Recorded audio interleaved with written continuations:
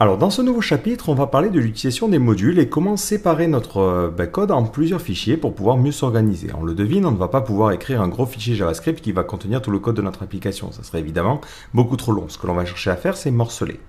Et on l'a vu, lorsqu'on avait besoin de charger des modules, on a utilisé cette fameuse fonction require. Mais ce qu'il faut savoir, c'est qu'on peut l'utiliser aussi pour créer nos propres modules. Alors histoire de partir sur des bases saines, on va recréer un nouveau fichier qu'on va appeler serveur.js. Et je me dis, tiens, j'aimerais bien utiliser une méthode qui se chargerait de dire bonjour. Donc juste un truc qui fasse console.log bonjour. Mais j'ai pas envie de mettre le code à cet endroit-là, je veux le déclarer dans un fichier séparé. Donc je vais créer un nouveau fichier que je vais appeler hello.js qui va se charger de déclarer cette fameuse fonction. Donc je crée à l'intérieur une variable hello qui sera une fonction qui se chargera de faire un simple console.log de bonjour, comment ça va. Maintenant, au niveau de mon serveur, j'ai envie d'utiliser cette fonction-là. Donc, au niveau de hello.js, il va falloir préciser ce que je souhaite exporter. C'est-à-dire que lorsqu'on va inclure ce fichier-là, lui, il va l'exécuter, mais il ne va pas savoir ce qu'il doit en extraire, quelle variable il doit extraire. Donc là, on va avoir besoin d'utiliser une petite fonction qui s'appelle module.exports. Lorsque vous mettez module.exports dans un fichier, ça vous permet d'indiquer qu'est-ce qui sera exporté de ce fichier-là, et du coup, qu'est-ce que l'on va pouvoir require. Donc là, je lui dis par exemple, je veux que tu exportes et tu vas exporter cette variable hello. Donc lorsque l'on fera un require de ce fichier-là, on va se retrouver avec une variable qui sera la valeur de hello. Donc dans mon serveur.js, maintenant je peux inclure ce fichier-là. Donc pour l'inclure, il me suffit de créer une variable que je peux appeler comme je veux, je vais l'appeler ici démo, et je fais un require de mon fichier. Alors attention, on ne mettra pas directement le nom du fichier, mais on mettra le chemin relatif. Alors pourquoi? Tout simplement parce que Node.js a plusieurs manières d'importer les choses. Si vous ne mettez rien, il va essayer de chercher dans un dossier particulier dont on parlera tout à l'heure, et il va aussi chercher les modules qui sont dans le corps. Par exemple, pour taper HTTP. Histoire que lui ne se confonde pas et qu'il ne mélange pas tout, lorsque c'est quelque chose qu'on souhaite inclure qui se situe au même niveau ou dans un sous-dossier, on commencera par /. Donc là, ça veut dire dans le dossier courant, je veux que tu charges le fichier hello. Pas besoin de mettre l'extension, il sait que l'on parle de JS.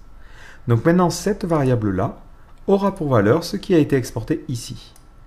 Si maintenant je souhaite utiliser donc ma fonction, il me suffit de faire démo entre parenthèses. Si maintenant je lance un coup de node server.js, je vois que ça m'affiche bien. Bonjour, comment ça va? Donc après, on peut exporter plein de choses. Là, j'ai exporté simplement une fonction, mais on pourrait exporter un objet qui fasse d'autres choses. Par exemple, là, je peux lui dire, je veux que tu exportes un objet, et cet objet aura la propriété hello qui sera la variable qui aura été définie ici. Du coup, à cet endroit-là, je me retrouve avec un objet, et si je veux utiliser la méthode hello, je fais .hello. Et si maintenant je fais un coup de node server.js, je vois que ça me donne le même résultat. L'avantage de séparer ça, c'est que vous pouvez aussi créer dans ces fichiers-là des variables qui ne sont pas accessibles depuis l'extérieur. Si je crée une variable let foo qui vaut salut, cette variable-là est déclarée dans ce scope-là, dans ce fichier-là, mais vu qu'elle n'est pas exportée, elle ne se risque pas de rentrer en collision avec d'autres fichiers. Donc je peux créer ici des sortes de fonctions privées ou des méthodes privées qui ne me servent que dans ce cadre-là et qui ne sont pas exportées vers l'extérieur. Donc ce système d'export, c'est quelque chose que l'on peut utiliser comme ça pour séparer notre code dans différents modules, mais il faut savoir que c'est aussi ce qui est utilisé par le cœur de Node.js. Si vous vous rendez sur GitHub et que vous cherchez par exemple un des modules que l'on a utilisé, au hasard on va regarder le module HTTP, vous voyez qu'on a le dossier lib et http.js, et à l'intérieur on voit qu'il exporte différentes choses. Donc il exporte par exemple l'objet request, il exporte le get, il exporte la méthode createServer, et ainsi de suite, ainsi de suite. Donc nous, globalement, quand on fait un require HTTP, on récupère un objet qui va avoir ses différentes propriétés. La propriété incoming message, outgoing message, server response, global agent, et ainsi de suite, ainsi de suite. Donc là, c'est exactement ce que l'on peut utiliser. Si on veut exporter que le hello, on peut faire exports.hello et lui dire que ça sera cette méthode hello. Si on veut créer une nouvelle méthode, on va l'appeler let au revoir. Ça sera une fonction. Hop, et cette fonction fera un console.log au revoir. Si je veux exporter cette fonction-là, je peux faire un export.au revoir égale au revoir. Ou je peux même me simplifier la vie en faisant un export.au revoir et directement déclarer la fonction. Et je peux mettre aussi un export.hello si je veux économiser les variables. ben là je crée un système qui va exporter un objet qui va avoir deux propriétés, une propriété au revoir et une propriété hello. Si ensuite je souhaite l'utiliser, ben je me retrouve ici avec mon truc démo qui aura donc ces deux propriétés qui sont des méthodes, la méthode hello et la méthode au revoir. Donc là je peux utiliser démo.hello ou démo.au-revoir. Si j'essaie de réexécuter mon code, automatiquement ça va me faire les deux méthodes. Donc après il ne faut vraiment pas hésiter à regarder même au niveau du corps parce que les choses que nous on utilise aussi pour nos propres librairies, c'est des choses qui sont utilisées en interne au niveau de Node.js. Donc on le voit pour HTTP, c'est pareil pour FS et compagnie. Donc si je reprends le code que l'on avait écrit précédemment, je vais revenir sur la partie serveur HTTP. Si vous vous souvenez, on avait créé cette fameuse variable app qui permettait de faire tout un tas de trucs et on avait envie de l'utiliser. Donc je vais reprendre ce code-là, hop. L'avantage, c'est que je peux cacher comme ça une partie de mon code. Je peux me dire, la partie app, typiquement, ça serait quelque chose que j'écrirai dans un nouveau fichier. Donc ça, hop, je le prends. Je vais aller le créer dans un nouveau fichier. Donc je vais aller créer un nouveau fichier que je vais appeler app.js. Donc là, je peux reprendre le code et je peux mettre directement à la fin, je veux exporter directement mon app. Donc là, je fais carrément un module.exports de app. Donc là, après, l'avantage, c'est que cet app-là qui était déclaré juste au-dessus avant, maintenant, je peux directement le require. Je fais require app, ce qui aura pour effet d'exporter cet objet-là qui a donc cette méthode start. Et ensuite, je peux utiliser mon code beaucoup plus simplement. Alors, si j'essaie d'exécuter ce code-là, je vais tomber sur une erreur. Il va me dire, ah, j'ai des problèmes, je n'arrive pas à utiliser event emitter. Il faut bien faire attention. Lorsque vous créez un module, c'est comme si ce fichier-là était isolé du reste. Lui n'a pas accès à toutes les variables qui ont été déclarées. Donc, toutes les variables que j'ai déclarées ici, elles ne sont pas accessibles ici. Donc là, il faut bien faire attention. Donc, pour faire fonctionner app, j'ai besoin de event emitter. Donc là, je vais l'importer ici. J'avais besoin de HTTP parce que je créais un serveur, donc je peux le créer ici. J'avais besoin du FS parce que je lisais un fichier, mais je suis même plus sûr qu'on en avait besoin. On va le laisser comme ça. Et après, j'utilise le système d'URL. Donc l'avantage, c'est que ça me permet de balancer en fait tout le code compliqué dans un fichier séparé et ensuite d'avoir un code beaucoup plus facile à utiliser derrière. Si maintenant j'essaie de relancer mon code serveur.js, je vois qu'il attend, et lorsque je vais me rendre sur la page située à la racine, automatiquement il va me dire je suis à la racine. Donc on peut utiliser comme ça ce système pour morceler entre guillemets notre code et avoir des choses de plus en plus petites. Donc comme on l'a vu au tout début, je vous ai dit que Node.js disposait d'un gestionnaire de paquets qui nous permet d'utiliser des paquets qui sont directement créés par d'autres personnes.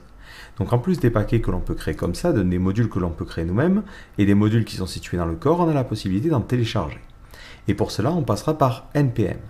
Donc NPM, c'est un outil qui est installé normalement par défaut avec Node.js, donc on l'a vu lorsque l'on a coché différentes cases au moment de l'installation, et qui est disponible via l'invité de commande, via la commande NPM.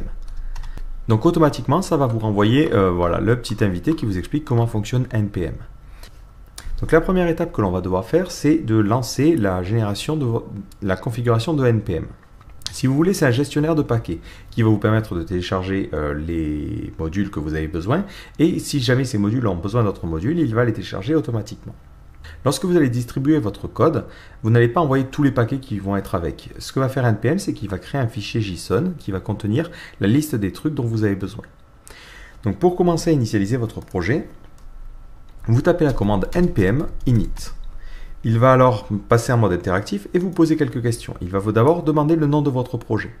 Donc là, il faut mettre le nom en minuscule. Donc nous, on va l'appeler tutoriel.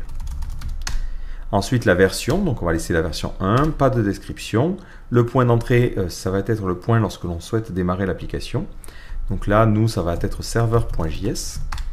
Ensuite, les commandes pour tester l'application. Donc là, pareil, on ne sait pas, on fait rien. Pas de dépôt Git, pas de clé, ainsi de suite, ainsi de suite.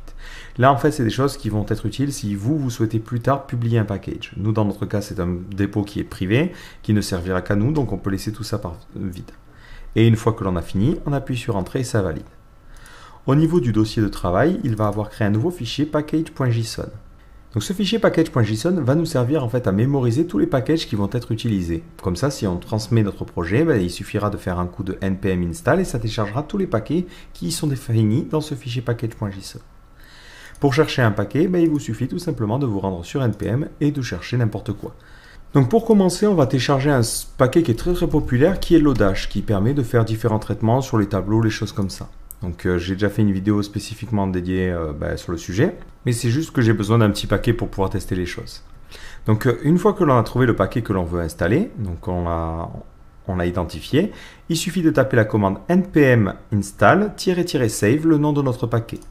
Donc ici on fait npm install --save, ça veut dire sauvegarde cette dépendance dans la liste dans le package.json et le nom de notre paquet, Lodash.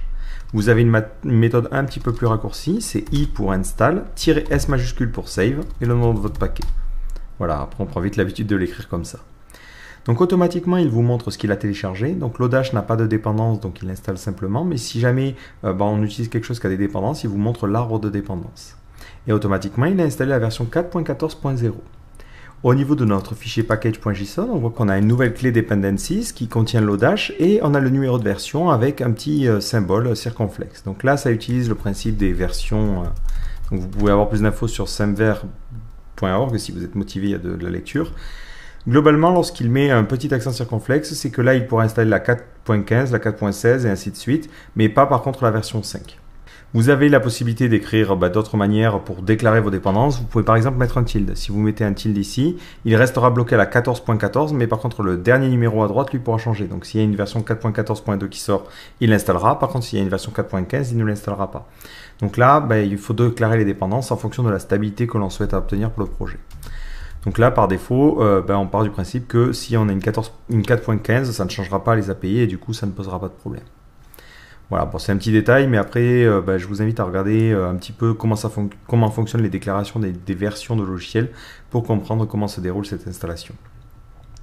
De la même façon, il a créé à la racine de votre projet un dossier Node Module.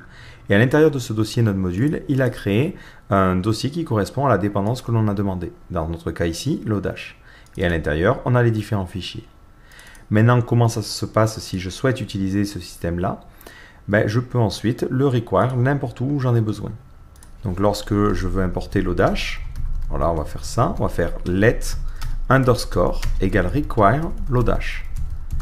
Là, vous le remarquerez, je ne mets pas de chemin relatif, je mets directement le nom de la librairie. Vu que je l'ai chargé via NPM, par défaut, ce que va faire Node.js, c'est qu'il va d'abord vérifier est-ce qu'on a ça dans le corps. Non. Dans ce cas-là, est-ce que l'on l'a dans le dossier Node Module? Et là, on l'aura, et du coup, il chargera ce fichier lodash.js. Une fois que l'on l'a, après, on peut écrire n'importe quoi. Donc là, on va par exemple utiliser l'exemple de la documentation.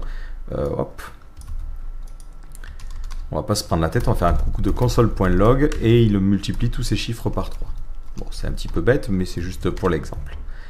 Si maintenant je relance mon petit serveur en faisant un coup de node server.js, automatiquement je vois que ça me donne un tableau avec les différentes valeurs qui ont été multipliées par 3. Après, pareil, certaines librairies fonctionnent un petit peu différemment. Dans le cas de Lodash, on peut choisir de charger n'importe quel sous-composant. Si je veux avoir que la fonction map, je peux lui dire je veux que tu charges map. Et je veux que tu charges map dans une variable qui s'appelle map. Et ensuite, il me suffit de simplement appeler cette méthode-là. Donc l'avantage de ce système de modules, c'est que vraiment, on peut inclure que ce dont on a besoin. On n'a pas besoin d'inclure toutes les fonctionnalités qui seraient incluses dans le système de package. Si je relance un coup de notre serveur, je vois que ça donne la même chose. Donc NPM va nous permettre d'installer comme ça des choses dynamiquement. Alors si je pousse un petit peu plus loin, on va aller télécharger un truc qui va être une base pour concevoir notre application web, Express.js.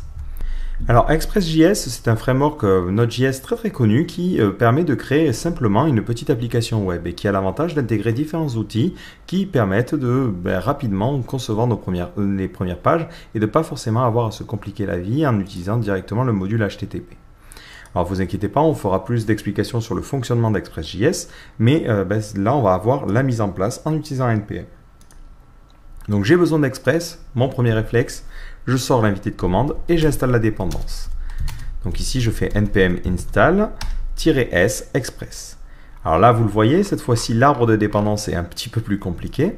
Donc on a la racine express qui lui dépend de plein de choses. Ces dépendances ont été définies au niveau de Express.js. Donc si vous regardez au niveau du dépôt GitHub Express, vous avez à la racine un fichier package.json qui contient les différentes dépendances. Donc Node.js, lui, se charge de cette installation automatiquement. Évidemment, vous n'avez pas à réfléchir. Au niveau de votre dossier Node Module, voilà, c'est installé tout plein de choses. Maintenant, au niveau de votre dossier package.json, on voit qu'on en a express qui a été défini.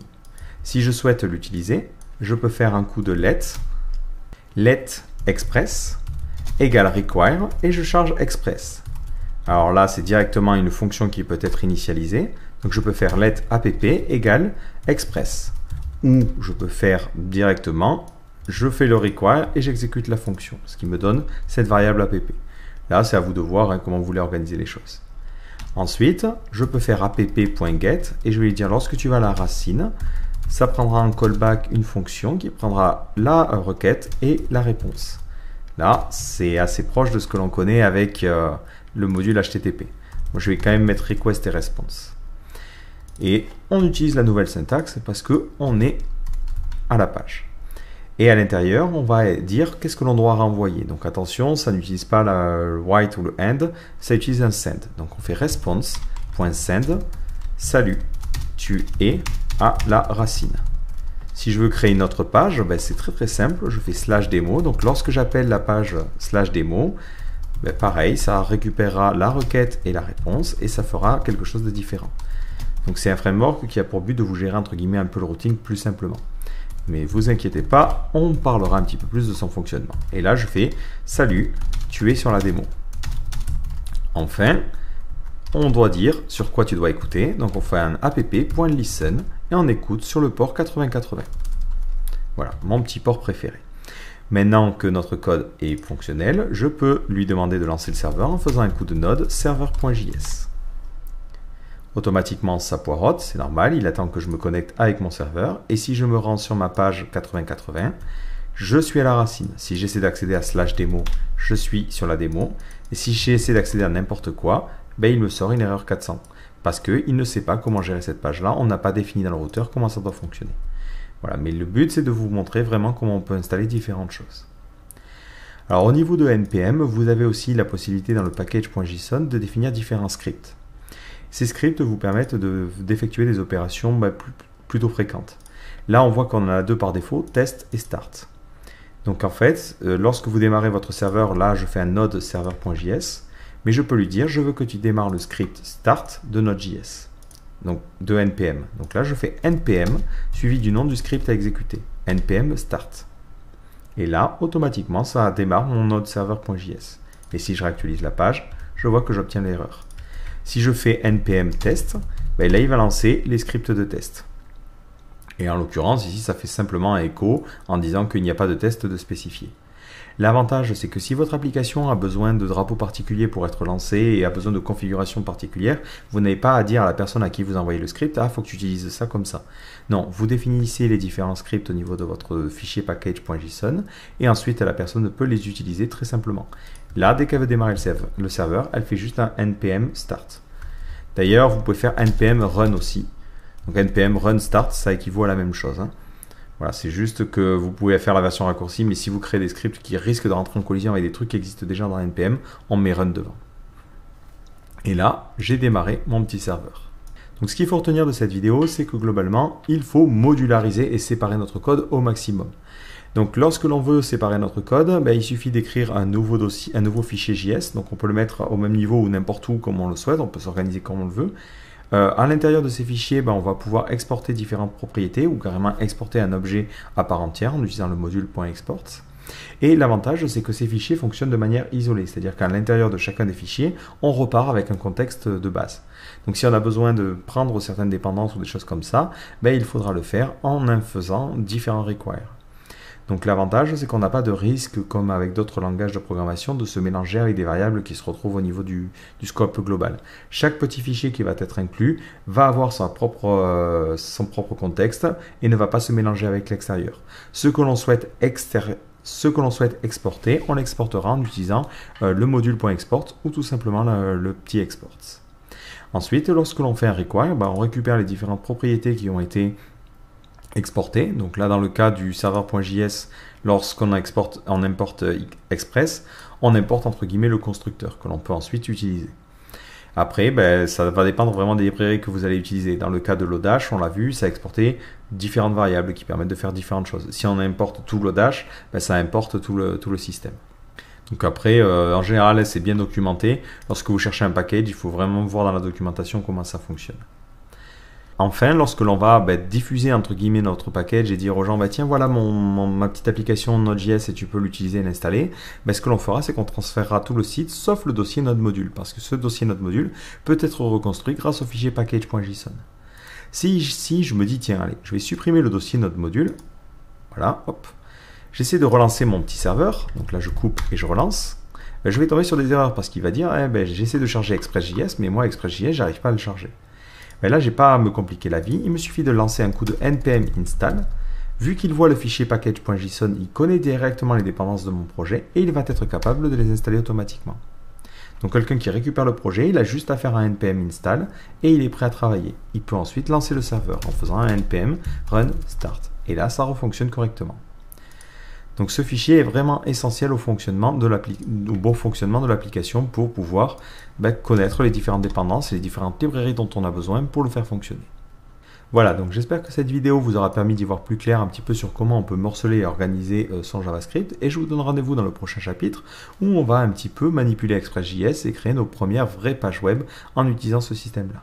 En attendant, si vous voulez et que vous voulez un petit peu essayer de progresser par vous-même, ce que je vous invite à faire, c'est de regarder la documentation d'Express.js pour essayer de comprendre comment ça fonctionne par vous-même, et peut-être aussi de chercher sur npm.js si vous trouvez des paquets qui vous intéressent et qui correspondent à des choses que vous avez envie de faire. Donc il ne faut vraiment pas hésiter, c'est une communauté qui a beaucoup explosé et on trouve des tonnes et des tonnes de choses très intéressantes sur ce Package Manager. Donc voilà, je vous donne rendez-vous dans un prochain chapitre. Ciao!